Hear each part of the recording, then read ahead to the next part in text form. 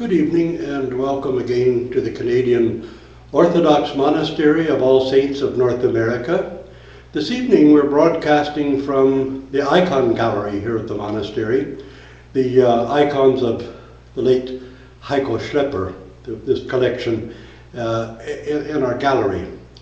And we're going to continue our discussion of liturgical worship leading up to a discussion of iconography. And we're going to use the icons of Heiko Schlepper in order to discuss iconography a little later. But for now, let's continue to look at liturgical worship. Very often, we hear the idea that liturgical worship is too repetitious. And some people quote the scripture about vain repetition. But repetition is only vain when it's repeated vainly. There's a reason for our repetition in the liturgy. And we're not going to discuss that so much this evening as we are the symbolism in the liturgy. And the reason I want to discuss the symbolism is because we have some of our postmodern Orthodox writers who are distressed by symbolism in the liturgy.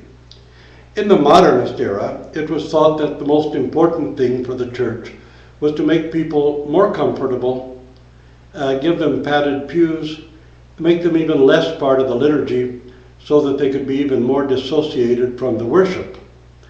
But that was the modern era. The postmodern era has its own peculiar thought. And among the peculiarities of this thought is this idea that you don't want symbolism. We've sort of fallen back to the 1960s, where the great art movement in the first part of the 60s was called the hard edge movement. Everything was clearly defined in a very rationalistic way. And many of the Orthodox writers who worry about the symbolism in the liturgy, and again I say postmodern theologians, they want to make things not even quite so concrete, but they want to say the liturgy does not symbolize anything, it is something. Well, of course that's true. But they then want to reduce the meaning of the liturgy to an abstraction which is beyond the ordinary worshiper, which is a kind of intellectualization of the divine liturgy. Of course the liturgy is eschatological. How many people in the average parish would be able to define and describe something eschatological to you or know what the word means?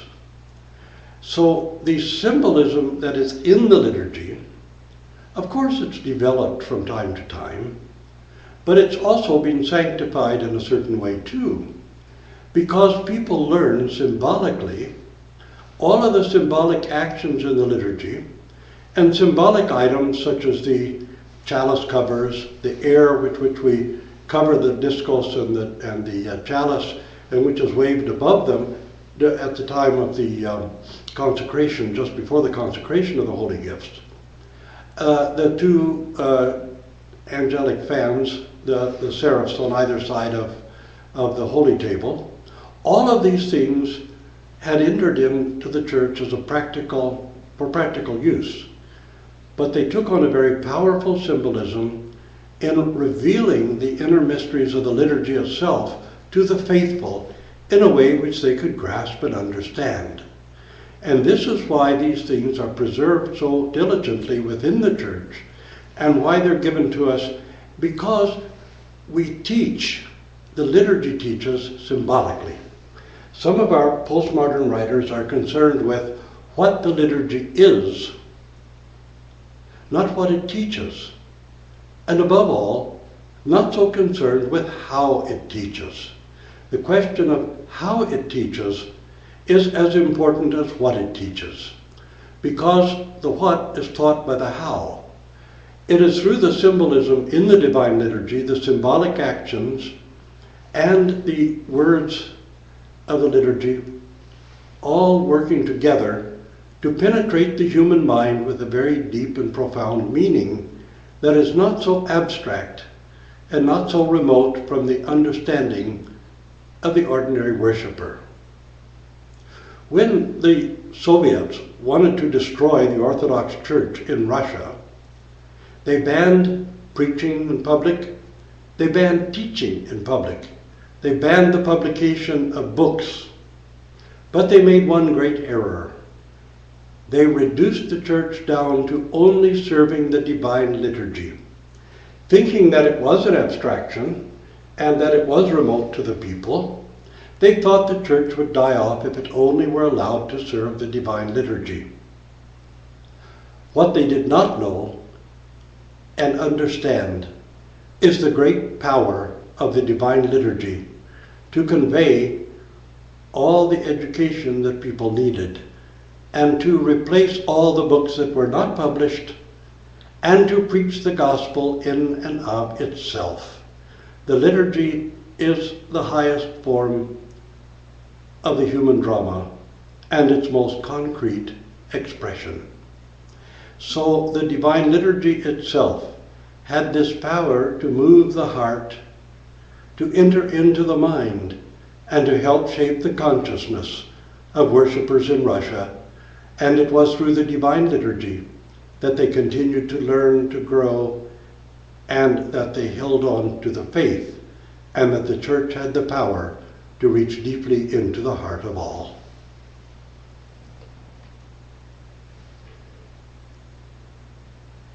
Again, we're going to wait a little because, as you know, sometimes we're cut off in the middle of something we're saying, and I want to let the video run a little while, hoping that we'll get the entire text and not just a part of it this time.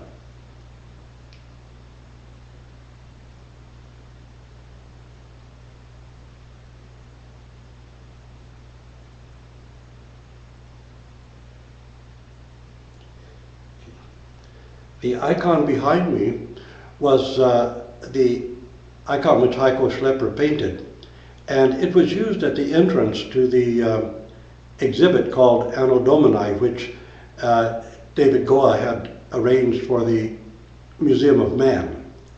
One of the, and probably the largest exhibit on the 2000th anniversary of Christianity in North America, and an enormous success. Hundreds of thousands of visitors had come to see it, sponsored by the government here in Canada and in Alberta. And it featured, first of all, an Orthodox entry into the history of Christianity. The icon behind was the first icon one encountered as one entered the exhibit. And after that, an icon of the Theotokos of the Sign, then the 12 great feast days and Holy Week, and from there one into the rest of Christianity.